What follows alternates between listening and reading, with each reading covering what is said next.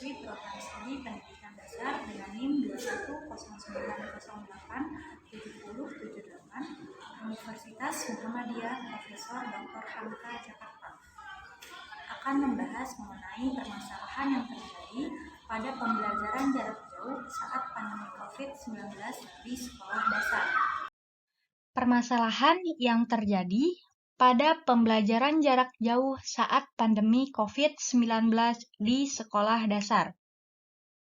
Sejak kasus pertama COVID-19 yang diumumkan oleh Presiden Joko Widodo pada awal Maret 2020 yang lalu, Indonesia kemudian dihadapkan pada masa pandemi. Banyak sektor kehidupan yang lumpuh, termasuk bidang pendidikan. Negara berkewajiban mencarikan solusi demi keberlangsungan pendidikan agar proses pembelajaran tidak terhenti. Mulai Senin, 16 Maret 2020, pada saat itu hingga saat ini, kegiatan belajar mengajar tidak lagi berlangsung dengan tatap muka di sekolah, melainkan dengan pembelajaran jarak jauh, atau yang biasa kita sebut PJJ. Peserta didik belajar dari rumah dengan bimbingan dari guru dan orang tua. Kegiatan seperti ujian akhir pun yang sudah direncanakan, kini dibatalkan. Pihak sekolah mulai mengatur strategi pembelajaran yang tepat untuk menghadapi masa pandemi. Pada awal pandemi, media atau aplikasi yang digunakan untuk pembelajaran daring adalah WhatsApp, di mana kelebihan dari aplikasi ini mempunyai kelebihan relatif murah dalam pemakaian kuota internet dan hampir semua orang tua peserta didik sudah mengenalnya. Tetapi terdapat pula kekurangannya, antara lain video grup WhatsApp hanya bisa diikuti oleh 8 orang saja, sehingga tidak bisa digunakan untuk pembelajaran langsung yang maksimal. Selain itu, aplikasi ini juga tidak efektif untuk tempat pengumpulan tugas peserta didik, sehingga perlu dicari alternatif yang lain. Kementerian Pendidikan dan Kebudayaan menayangkan sebuah program belajar dari rumah atau BDR yang disiarkan TVRI pada pertengahan bulan April 2020. Program ini diisi dengan berbagai tayangan edukatif dan menyenangkan sebagai alternatif pembelajaran bagi peserta didik, orang tua, dan guru. Kelebihannya ialah peserta didik tinggal menonton dari TVRI dengan didampingi orang tua untuk meringkas materi yang disampaikan. Kekurangannya ialah tidak semua peserta didik di rumahnya ada televisi, tapi tidak dapat menangkap siaran TVRI. Kemudian, jadwal penayangannya kadang berubah dan tidak mencakup semua mata pelajaran, sehingga masih perlu dicari alternatif aplikasi yang lain. Media atau aplikasi pembelajaran daring yang bisa digunakan antara lain Zoom Meeting, Google Meet, Google Classroom, Google Form, Quizzes, Wordwall, dan WhatsApp.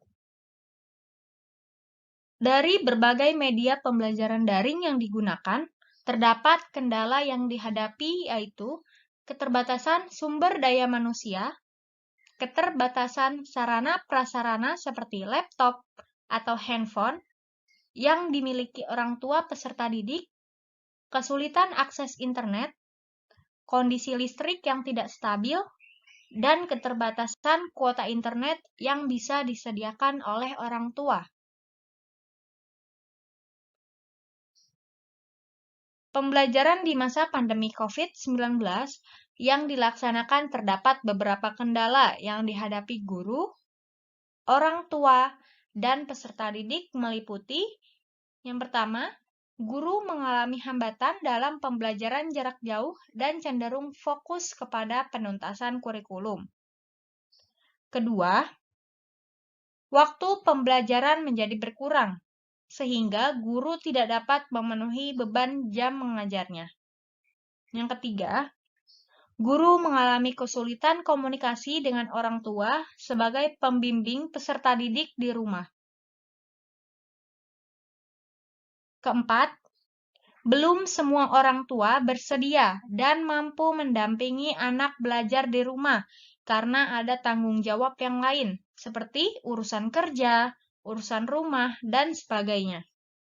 Yang kelima, orang tua mengalami kesulitan dalam memahami pelajaran dan memotivasi anak saat mendampingi belajar di rumah.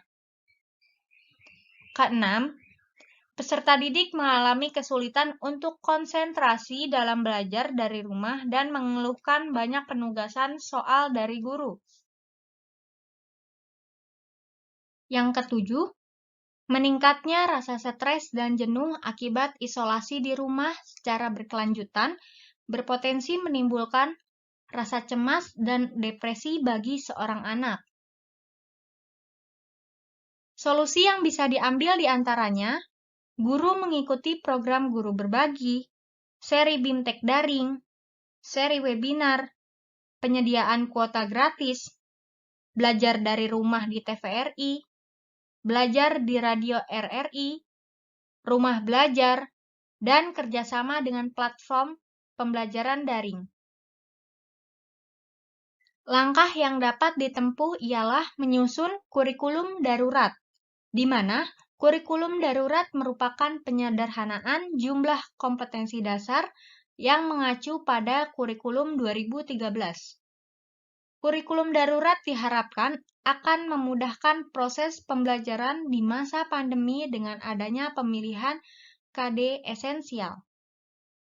Dampak yang diharapkan setelah penerapan kurikulum darurat bagi guru, orang tua, dan peserta didik ialah tersedianya acuan kurikulum yang lebih sederhana, berkurangnya beban mengajar bagi guru, peserta didik tidak lagi merasa terbebani tuntutan untuk menuntaskan seluruh capaian kurikulum, guru dan peserta didik dapat lebih fokus pada pendidikan serta pembelajaran yang esensial dan kontekstual. Orang tua pun di rumah lebih mudah mendampingi anaknya belajar, sehingga kesejahteraan psikososial guru, peserta didik, dan orang tua menjadi lebih baik. Implementasi pelaksanaan kurikulum darurat menuntut guru untuk merubah paradigma pada perencanaan dan pelaksanaan pembelajaran, serta pada penilaian hasil belajar, karena kegiatan pembelajaran tidak lagi dilaksanakan di sekolah, tetapi dilaksanakan peserta didik dari rumah. Kegiatan belajar dari rumah atau BDR menuntut adanya kerjasama antara guru, orang tua, dan peserta didik. Belajar dari rumah pada hakikatnya tidak hanya untuk memenuhi tuntutan kompetensi atau KI dan KD pada kurikulum, tetapi lebih ditekankan pada pengembangan karakter, akhlak mulia, ubudiyah, dan kemandirian peserta didik. Guru harus lebih bisa kreatif dan inovatif dalam penyajian materi pelajaran dan memberi tugas kepada peserta didik agar terwujud kegiatan pembelajaran yang lebih bermakna, menginspirasi, dan lebih menyenangkan agar peserta didik tidak mengalami kejenuhan belajar dari rumah. Demikian pembahasan mengenai permasalahan yang terjadi pada pembelajaran jarak jauh saat pandemi COVID-19 di sekolah dasar. Kurang lebihnya mohon maaf. Terima kasih. Wassalamualaikum warahmatullahi wabarakatuh.